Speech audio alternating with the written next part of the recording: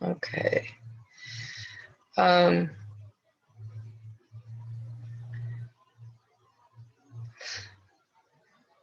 Okay, so today I have intended to do the show basically that I had planned for last week.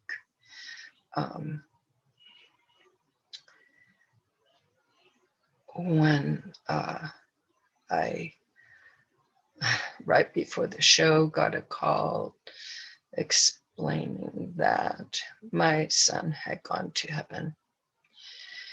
And so I canceled the show. But I've done a lot of work this week, internal work, and want to continue on with this. In fact,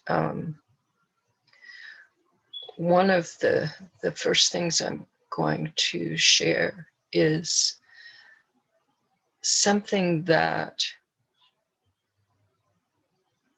actually, in terms of finding harmony with the one rule, it's something that he actually came up with. It was a concern of his that because, as you know, the one rule is agreement. It was his concern that a lot of adults in particular would not be clear on what it was they really wanted. And so out of that question came a deeper understanding of this whole thing, which is one of the reasons that this works and works well if you use it. And that is that you don't have to know the details of what matters to you, because what you will be able to experience, and I do believe that everyone can get in touch with this, is whether the idea that you're dealing with, whether it feels good to you, whether it feels like, yeah, that's something that'd work for me. And that's all you have to do.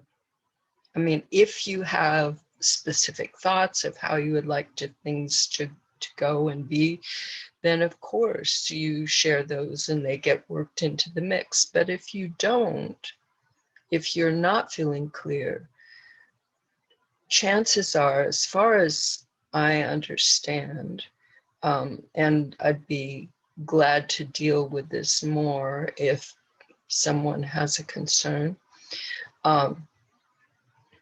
it is possible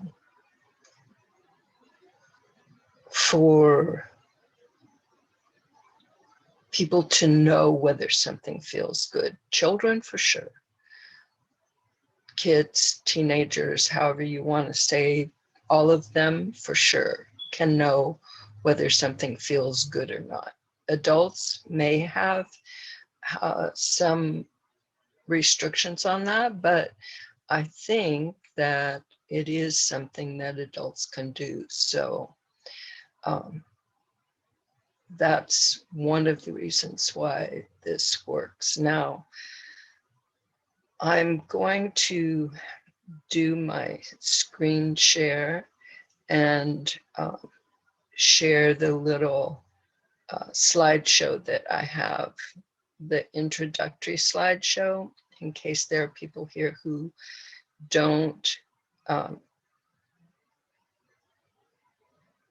who haven't heard of the one rule. Okay, here we go. Let's see.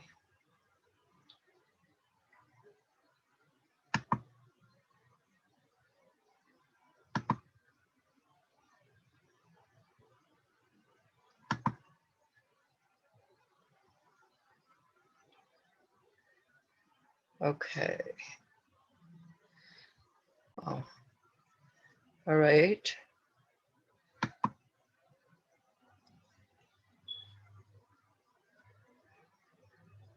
Moving slowly, but moving.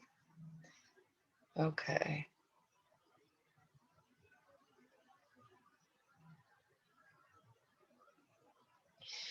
Welcome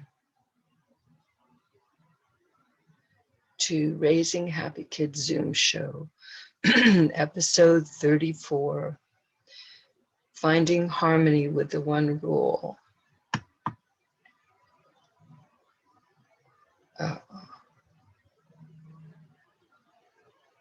What is this?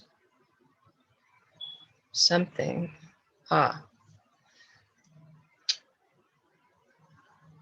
I'm sorry. I am going to stop the share. There's a little box and I think it covers up things. Let me see if I can fix that. All right.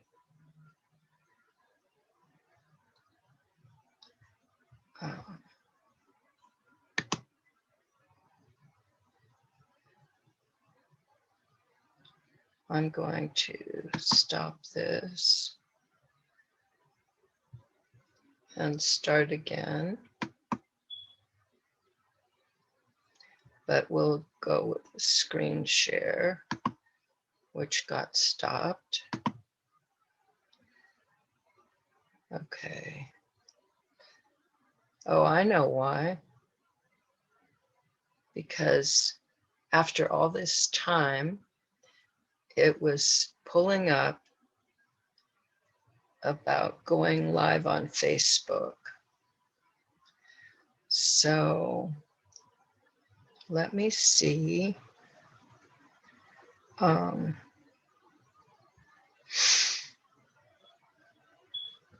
Okay, I'm going to go ahead with this slideshow and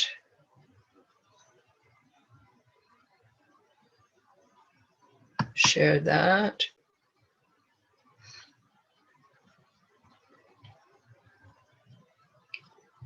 Okay, now let's start this. Okay. See what happens. Oh, gracious.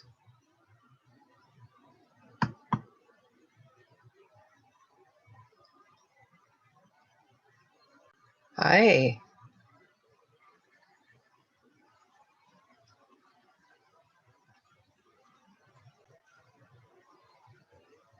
What? Hi. Hi. I was just going to start this little slideshow, just a few slides introducing the one rule in case there are people who don't know about it. Okay. Okay. All right. So I'll go through this again. Welcome to Raising Happy Kids Zoom show, episode 34, Finding Harmony with the One Rule. During this 1-hour Zoom show, I focus on sharing tips and lessons on the one rule to raising happy kids.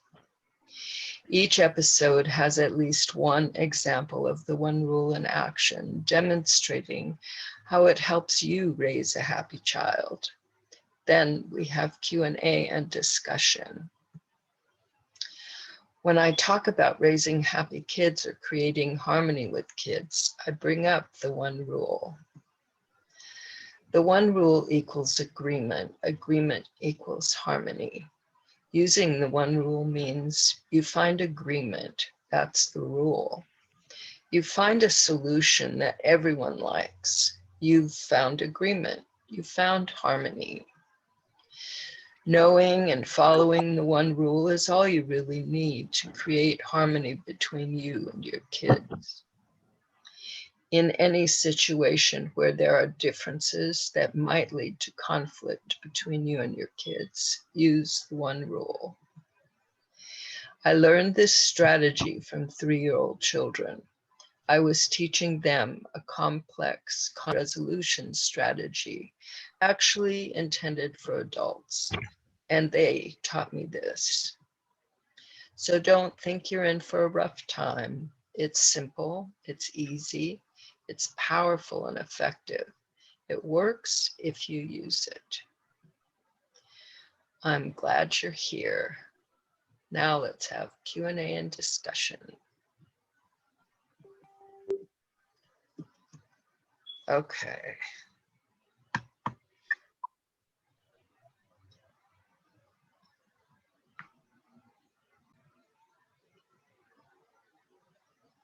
How are you? Me? Yeah. I am good. Good. It's spring. Ah, okay. So I was like on Facebook and scrolling through like notifications, and it was like, oh, Karen's going live. Oh, and then it was like, oh my God, I'm home. Cool. Right. It never happens, you know? I know, not for a long time. No. Yeah. So how are you doing, my dear? Hanging in there. Yeah, last night, I guess I went through a dark night of the soul thing, but I got through it. And to me, that is, that's pretty cool. There's a Facebook group that my daughter or daughters maybe put up, and it's just filled with beautiful tribute to Tao, my son. How old was he? So in his early 40s. I haven't figured But that's out. okay. Yeah. Yeah. Anyway, so I was going on what I had planned for last week when a few minutes before the show was going to go on, I got the call. Okay. So I had certain things planned. So one of them I mentioned earlier before you got on. Yeah. I mentioned, because it's kind of like a looking at the one rule and questions that people have had about it. And so I addressed one that my son had about it. And that was that some people might have trouble knowing what they want and getting clear about it.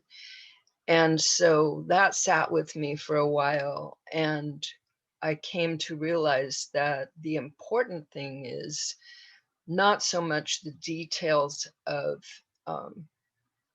what you want or don't want, but how you feel about things. That in order for it to be agreement, you need to feel good about it. That's the thing. Oh, right. Yeah. And so that even if you are not clear in your mind, or I'm not clear in my mind, I think in general, people know whether an idea feels good to them when they think it. You know, like if their kids want something, they'll know whether that feels good to them or not. And if it does, then great, you can go with that. If it doesn't, then you work things out. You know, you find what parts of it don't feel good, you know? And anyway, so this is one of the things that has come to me. The other thing that came to me very powerfully, I kind of feel like it's a gift from him. And because I hadn't thought of this, not really. My focus very much has been on mothers and on women. And of course, all of that for children, because mothers are generally the caretakers. But through him, it's come very powerfully that I need to work with fathers too. And this came even before this, this Facebook was set up. It came to me, it was sort of, it was like he moved aside, and there was this path in behind him in front of me of, I've got to help fathers relate to this, understand it, accept it, take it on. Then in this Facebook group, it is filled with people who want to be able to carry on his legacy of being loving, compassionate, strong, grounded, caring, present, all of those things. And so to me, that is evidence of people wanting to know how to do this. And even though I hadn't come up with the one rule when I was raising my children, as I've been going through things, reading my old works and things like that, I was doing it, even though I didn't have a name for it. I didn't have something I could pass on easily. I was living it, and we were living it. And one thing that I've come to realize during this past week is, because at first I was feeling, anyway, it doesn't matter. Say it anyway. What? You can say it anyway. Yeah, I could. I was feeling, you know, like here's someone who is so precious in my life has taken another form, you know, and here I am thinking about this work, but this work is really important to me. Yeah. Well, another thing you might want to think about doing, because you're helping moms and kids and dads, right, with the one rule. You know, you can be extremely vulnerable now, and you can share how to navigate through grief with, you know, as a family, or, you know, as an individual. right.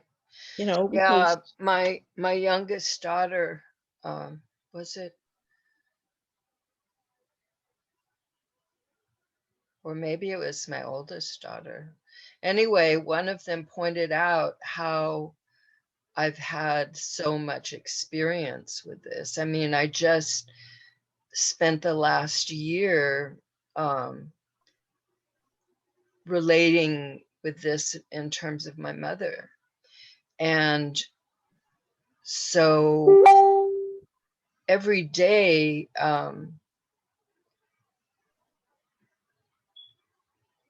I would connect with her. So when my son transitioned, I felt his presence right away, more so than when he was in the physical and, you know, focused on his family and his life and all of that. Now it's like there's this huge expansion. And I think anybody who wants to can tune into that. And that's where, I guess, because I've had this 1 year of practicing, because all the other people that have left in my life, I have not really connected with them the way I've connected with my mother every day during this year, more than a year now, that she's in another form. Right.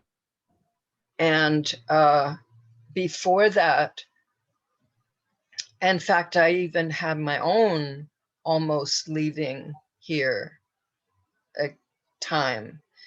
And I remember the last thought that I had before I lost consciousness was, I wonder who's going to carry on my work. I wondered if my youngest daughter might. And then when I came back and was present and alive again, then I figured, oh, it's me. I'm going to carry it on. So, yeah, anyway.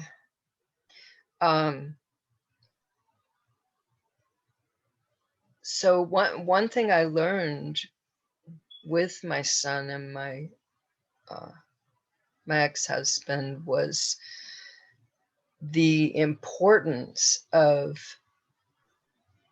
a father's response to a son in particular, because there were times when I would be as believing in him and all of that I could. I would like pour devotion and all of that, but what he needed had to come from his father, and there was, you know, that's between them. So obviously he did a lot of good things because of how Tao is. Of course, okay, now that was where I was. That's where I was going to go. One thing that I have understood and makes me feel way more comfortable about this approach to parenting, the one rule, is that what it really does, in fact, there are 2 points here, and I want to bring up what it really does is it doesn't get in the way of them becoming the fullest beings that they can. It doesn't, that's one of the benefits of this, is that okay, now one thing that my youngest daughter texted me was she thanked me for pouring my love into them. And that's the thing that the one rule can help with, is that it doesn't put any obstacles to that love flowing, because I think it's there by nature, as long as the people are healthy and wholesome. It's just there by nature. But a lot of the ways, the traditional ways of interacting between adults and kids all kinds of obstacles get put up. If there's any elements of punishment between them, like, you know, power over, it gets in the way. And that's where one of the things I realized this is many years ago when all this was unfolding in me, was that oh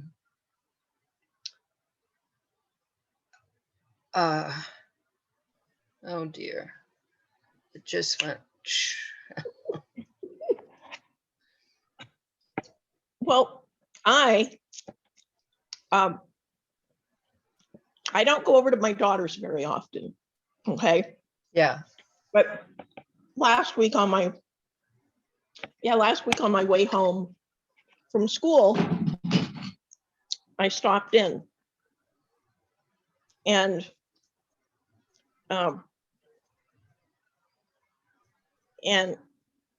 Amy had a really hard day that day, and she said to me that you know, she had spent the day crying. And one of the things was her oldest, my grandson Leslie, who will be 12 this year in July. And, you know, and it was just, you know, he came in to get something, and she said, "Oh, would you take these 2 dishes to the kitchen and put them in the sink?" And he said, "No, I won't." And he started walking off, and she called him back. And there's just like this tension, just this, you know, like, he's 12. He's like, you know, I'm sure he's got those hormones starting to rage, and, you know, and he's almost taller than his mom now. And, you know, he's not a helpful kid, you know. And she had taken the controllers or whatever, the electric, whatever it was, so that, you know, online games couldn't be played. But, you know, it would have been nice for her and her husband to have had this thing called the one rule back when they started having kids, because, you know, and I really don't say much to her, because she's really made it clear that she doesn't want my advice. And so all I can do is, you know, I just have this running mantra in my head: well, I'll see how they turn out when they're about 30. Because really, that's all I can do, you know? Right. Yeah, well, there's an example of how, I mean, she could have just said, "Oh, okay, I'll get to it. Don't worry about it." Oh, You know, no, she could have. this complete, you know, she has to be in charge. Yeah, She's see, been the one to be in charge, and it's just like, it doesn't work. that is not going to work. It is not. It's not going to bring peace and harmony and good feelings and enjoyment and all of that is possible. It's open for happening, but if not with that trying to control somebody. Mm-hmm. That's the whole thing, really. Instead of working together, it's controlling. And that is a lot of the adult-child relationship. That was actually, okay, when we started our Montessori school back in 73, I think we had like 12 children to start with, so, and their parents, and I had learned some things through the Montessori training that I did in India. I'd learned some things about children which I'd never known. I mean, I had a BA in anthropology, and nobody ever mentioned the role of childhood. And, but in the Montessori, I got to see some things. And so when we started our Montessori school, I got kind of disturbed by some of what I saw going on. At that point, I had not had any children. I was pregnant when we started. So it's not like I had, and not only that, I mean, I did some babysitting as I was growing up, but I was never like into kids. I never intended to go into any kind of education. I didn't know what I was going to do. Apparently, I read somewhere like getting a BA in anthropology doesn't really prepare you for much of anything. So it's been really helpful. I've been really glad I had it for the work that I have ended up doing. So I guess I was following along on a good path for that. So anyway, I was disturbed by the, you know, these kind of like being in control things. And but it was like, well, that's just how it's done. You know what, you know, I grew up that way and my parents were like that. And so then when my oldest daughter, she was about a year, a little over, and a friend and I were in a neighboring town, and we were at there was a rummage sale, a church rummage sale, and she wanted to go look for things. And so I went along, and I was looking at some baby clothes for my daughter, and I turned, I don't even know why I did this. There was like no logical reason for it, but I turned, they'd written the price, and I turned it over, and it was like a document. Like at the time, or at some point, I felt it was the Emancipation Proclamation, and it was like torn up to make the tags for the rummage sale. Right. I don't know if it was that, but in my mind it was, and that is what triggered. It was like this explosion of understanding, just like, wow. It was like I suddenly understood what was wrong with the relationship between the adults and the kids. And that was at that time, and in my first book, that relationship was I have a chapter on it. It's called Silent Slavery. And silent because it's not something that anybody talks about, and slavery because it's power over. Not only that, but I found out that until kids are like 18 or whatever, they are considered, at that point, they're considered emancipated. And you can sign a paper at when they're 16, at least that's in California, Yeah, and so. emancipate your kids. So before that, they're not. Anyway, that was interesting to me. So that was kind of really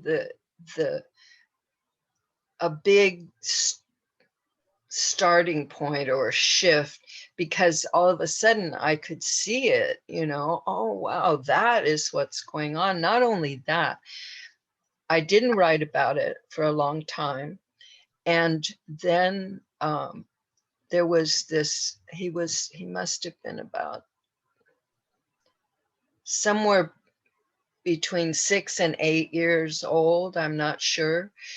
And he he was in the, he went to Children's House, which is the Montessori preschool that we started. And then he was in the elementary program, which was whatever it was. And he and I were outside together because he didn't feel like being inside. And I don't know why I was there, because usually I would be at Children's House. It could have been, there was a period when I was administrating when my ex-husband went to India, and he was gone for a few months. And it could have been during that time, because I took over, he took over the position of administrator pretty early on. And I was like head teacher and in the Montessori school. And but when he went, I had the paperwork to be the administrator, so I took over that. I really enjoyed that job, actually. The only thing that I did not enjoy about Children's House, I loved being with the children, but I didn't always love relating with the parents. So, because I didn't know a lot about, I know a lot more. Now it would be much easier, much easier.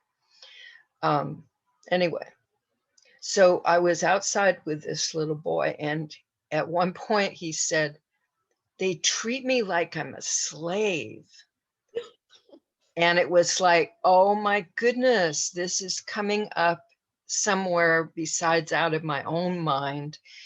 And I never said anything to anybody. And so it was like, I've got to write this stuff down. So that was one of the motivators.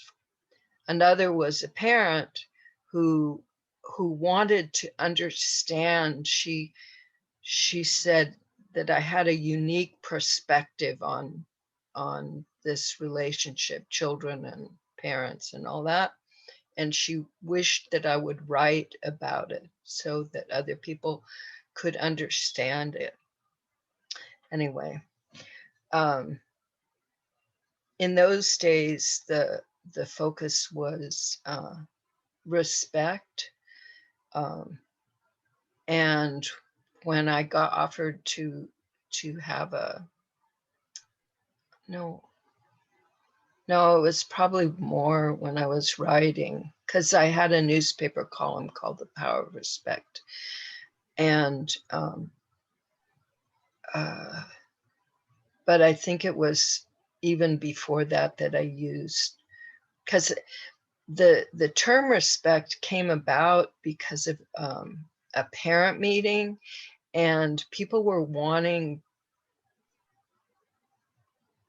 to know what I did or something like that. And somehow that word came out, that because I knew like the love is there, but the form, the traditional forms of relating to kids didn't always let the love shine through. In fact, I got a letter, this was many years ago. I got a letter from a young woman who had purchased one of my books and had her mother purchase a book. And her mother read the book, obviously, and started using what I taught in the book with her still at home teenage daughter. And the girl that wrote to me, the young woman that wrote to me, she was thanking me because she felt it really helped with her 2-year-old. And she said that since her mother got the book and was using it, her sister for the first time felt loved and was able to stop going to therapy. And that made me realize the importance of, this is kind of what I was saying earlier, that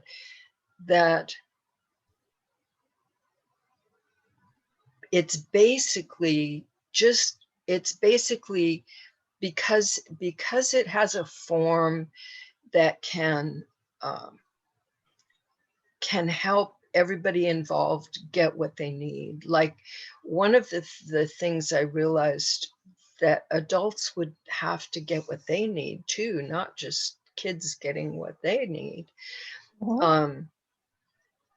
So what this form does is it helps people get their needs met, but in a way that is harmonious with the other people around them.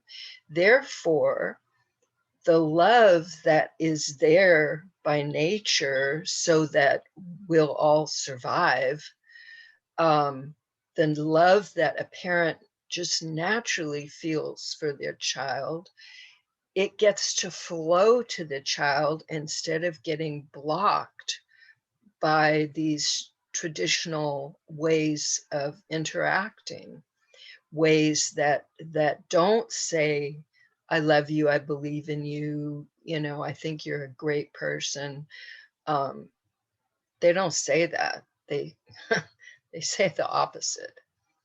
And so this was one thing that has come to me recently, is that my children, and they all have this same kind of respect and care from the whole community. They're just, and that's because they are so filled up with good qualities. And I think that's probably true about everybody, but they don't have this flowing freedom to be who they are, to have things go well for them, to and put that out into the world. That's, so many of these posts are talking about how the past and well, obviously, and just the love that people felt from my son Dao, and they feel also from my daughters a lot. And the thing that my role, which I've just come to see more clearly in the past day or so, was to let that be, to help it be, for them to create the whatever wonderfulness is in them to create. And I think we're all here to create wonderfulness. So,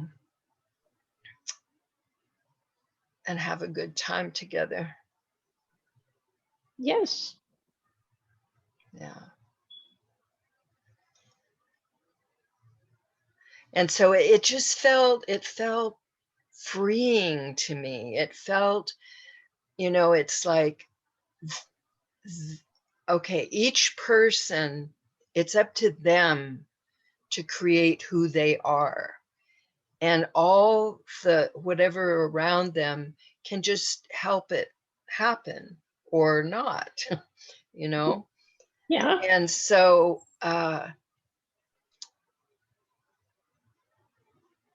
anyway, so I feel like I used to feel that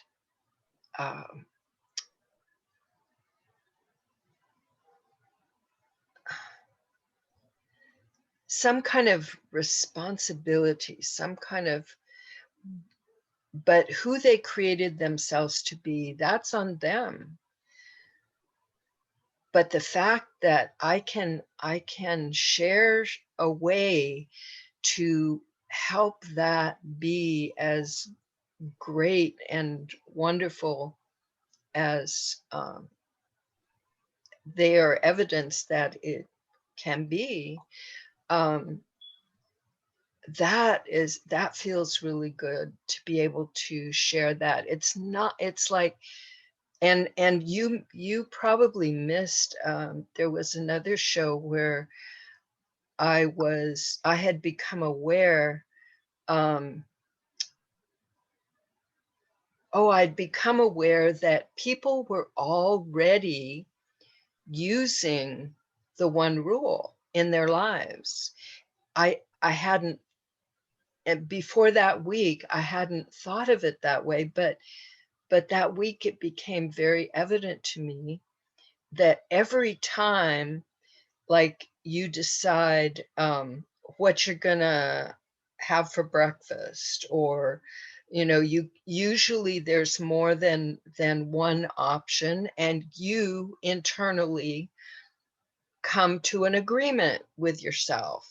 Oh yeah, that sounds really good, I'm gonna have that, or whatever, but that people, and between other people, sure, you don't know, people don't call that the one rule, and they don't think that they're coming to an agreement, and that's the one rule, you come to an agreement. They don't think like that because it's not put out there that way, but people are doing it.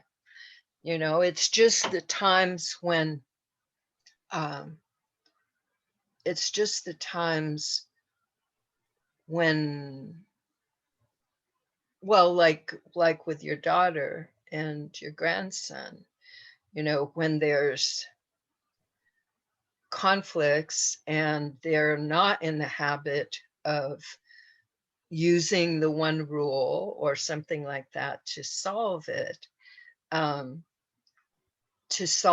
a way that feels good to both of them. Mm-hmm. But it's possible, and that's what I'm here to offer. And the fact that it's like something that people already do, it's just this tiny little shift. It's not like a big, but it brings about a big shift.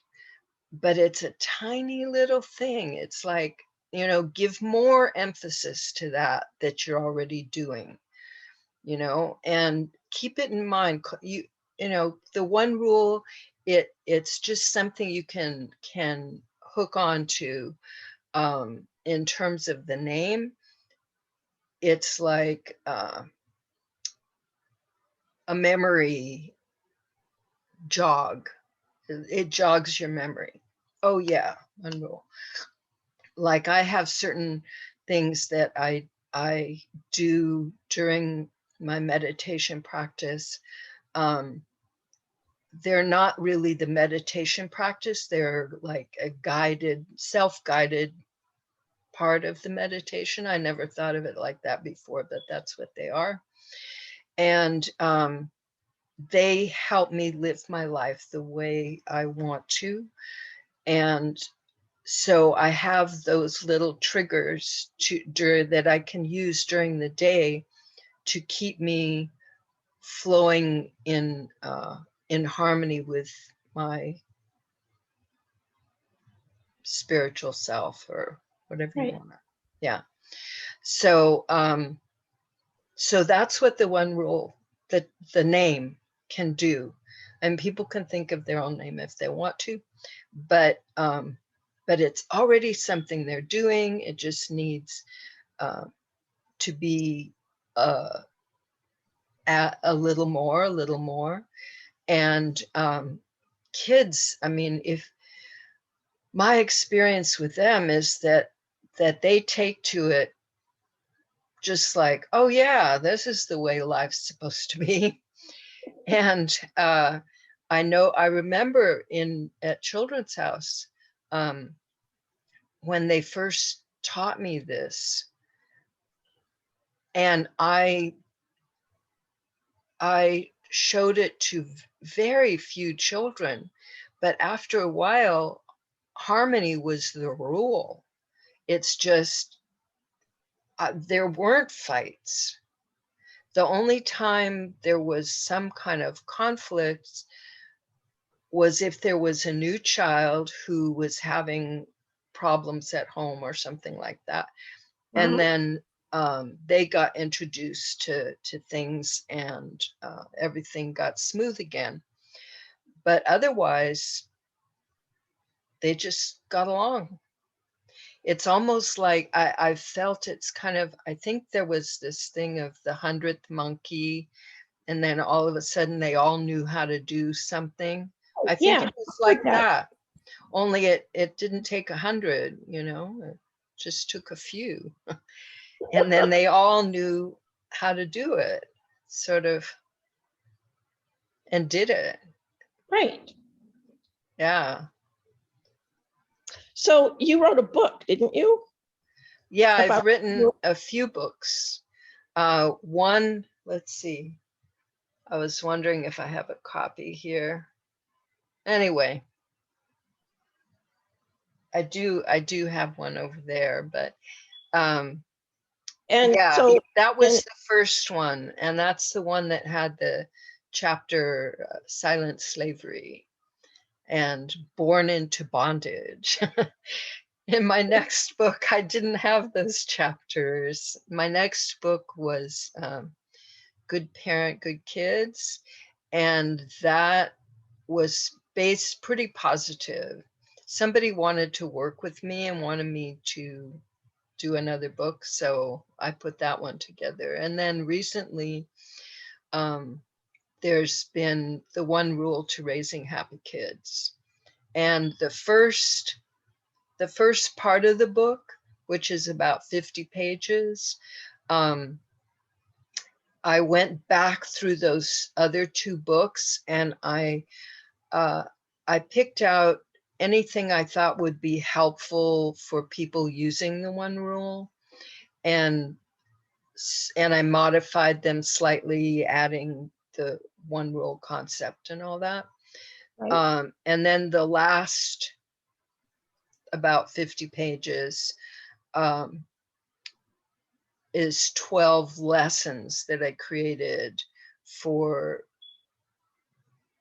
learning the One Rule, for putting it into use in your life. Now, really, the only thing people need to do is just decide that they're going to use this agreement approach and find their way. I mean, it's not that difficult. As I say, it's already something that people are doing. They're just not doing it in certain kind of situations when there's, you know, like, as I was saying, between your daughter and your grandson, you know, because she had something in her mind and he had something in his mind, and they did not find agreement.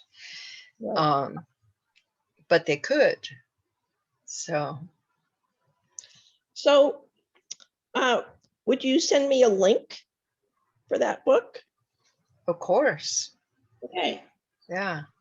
Because then I'll buy it, and that'll be, my daughter turned 39 last month, and it'll be a great belated birthday present for her. Okay. Cool. Okay. Sounds good. All right. Wow. This was a great thing for you to be on. Yeah, it was. Cool. Yeah. Yeah, I'm glad. And on my new laptop too. Ah, yeah, I can relate. Yeah, this thing, well, it didn't bring up the Facebook Live for me. So even though it said that I was going, you saw something that said I was going live, but it never showed up here. So, I don't remember what it said. well, I clicked the thing to go live, but it never gave me a page or a window, whatever. Anyway, it needs some work, this computer. or some kind of attention. Maybe not work, maybe just attention. Let's see. It says Zoom. What it says is Zoom show about to start. Here's the link in case you want to join. Wow. So it was like, huh. Oh, that was I put that. In Happy Yeah. Kid. Yeah. Yeah, I did. Okay, so it wasn't about the Facebook Live, because I wanted to do Facebook Live, but I never got a window for it. So anyway. Yeah. It was fun and delightful, and it was like, oh yeah, okay, well, because she's got 3 kids. She's got the 11-year-old, the one that's going to be 7, I think there's 4 years between them, which means there's another 4 years, and then the little one, Pfeiffer's going to be 3. It's so hard to figure that,